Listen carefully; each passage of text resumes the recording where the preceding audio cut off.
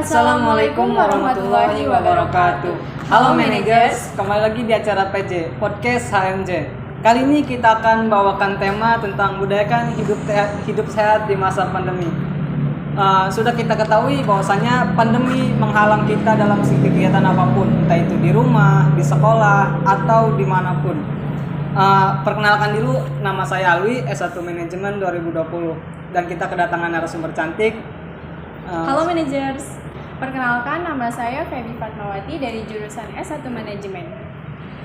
Oh iya nih, sebelumnya enak dipanggil apa nih? Kakak atau teteh atau gimana? Kakak boleh. Oke, kakak ya. Ya, semenjak pandemi berlangsung ini kan pasti ada pola hidup yang kakak jalani sampai saat ini. Gimana sih cara kakak ngejalanin pola hidupnya? Pandemi COVID-19 memang banyak membawa perubahan bagi setiap individu ya, baik dari aktivitas, bekerja, hingga belajar mengajar yang sering dilakukan di dalam rumah. Hingga perubahan pola dan gaya hidup. Di era pandemi COVID-19 ini, pola dan gaya hidup sehat tidak boleh ditinggalkan untuk meminimalisir penularan virus corona. Oh iya nih, pasti ada langkah-langkah kan yang dijalani saat pandemi ini. Apa ya sih Kak? Kalau boleh tahu. Biasanya langkah-langkah yang pertama itu aku sering melakukan cuci tangan dengan air mengalir dan sabun. Nah, biasanya setelah beraktivitas di luar ruangan nih, aku langsung cuci tangan dengan air mengalir dan sabun selama 20 detik. Itu untuk meminimalisir penularan virus corona. Karena kita tidak tahu kan benda atau orang mana saja yang sudah terpapar virus corona.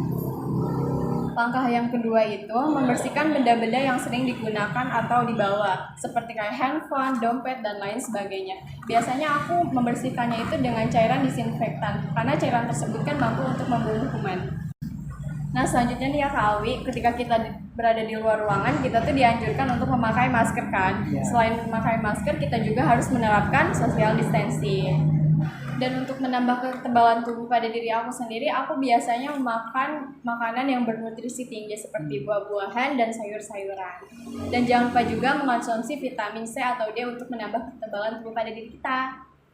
Oh iya, selanjutnya ini kan pasti di pandemi ini nggak harus memperhatikan imun tubuh saja, tapi kayak kesehatan mental, spiritual. Nah, pasti banyak masalah juga yang dihadapi. Iya, betul. Nah, untuk itu apa sih yang dilakukan KPB ini untuk terus mengutamakan kesehatannya? Aku ini bukan termasuk orang yang menurut aku baik sih, karena itu penilaian dari yang di atas ya. Tapi menurut aku hal yang utama itu ya beribadah sih. Dengan kita cara mengambil air wudhu, membaca ayat suci Al-Quran, berdoa sama yang di atas, itu membuat secara tidak langsung hati kita tenang. Dengan mengingat Tuhannya. Iya, betul banget. Nah, karena pandemi COVID-19 juga kan semuanya serba dibatasi ya. Yang biasanya kita kumpul sama teman-teman, berbincang-bincang sama teman-teman, tapi sekarang cuma bisa virtual. Nah, biasanya aku berkomunikasi sama teman-teman aku tuh menggunakan video call, kayak nanya kabar atau bercerita tentang hari ini. Jadi kasih saling support aja biar hidup kita juga nggak terlalu sendiri banget gitu. Oke, kita lanjut ke pertanyaan berikutnya ya. Menurut kakak nih, penting nggak sih berjemur selama pandemi ini? Karena kan banyak orang yang menilai berjemur itu bermanfaat semasa pandemi ini. Menurut KPB gimana? Oke, langsung aku jawab aja ya. Sebenarnya aku sempat baca di berita atau artikel tentang pro dan kontraknya berjemur itu penting bagi kesehatan tubuh pada masa pandemi ya. Benar nggak Kak Alwi? Iya, pasti ada. Tapi menurut aku penting sih, karena untuk mendapatkan vitamin D kita memerlukan paparan sinar ultraviolet. Dan menurut aku waktu yang efektif untuk berjemur itu jam 9 sampai jam 10 pagi. Karena dengan adanya vitamin D ya Kak Alwi, sistem ketebalan tubuh kita tuh akan secara aktif melawan benda asing yang mau masuk ke dalam tubuh kita, termasuk virus corona. Oke, selanjutnya pasti ada kan makanan atau minuman yang rutin KPB konsumsi selama pandemi ini. Iya, boleh di sharing-sharing nggak? Karena aku suka susu ya Kak Alwi, biasanya setelah olahraga atau bangun pagi atau sebelum tidur aku biasanya minum susu. Karena aku juga kan lagi tahap penggemukan badan ya, karena susu juga kan banyak proteinnya. Biasanya aku juga minum air mineral itu 8 gelas dalam sehari. Dan biasanya kalau misalkan ada mbak-mbak jamu di pagi hari, aku biasanya beli sih minum jamu kayak gitu, tapi nggak rutin-rutin banget, minimal 3 kali dalam seminggu.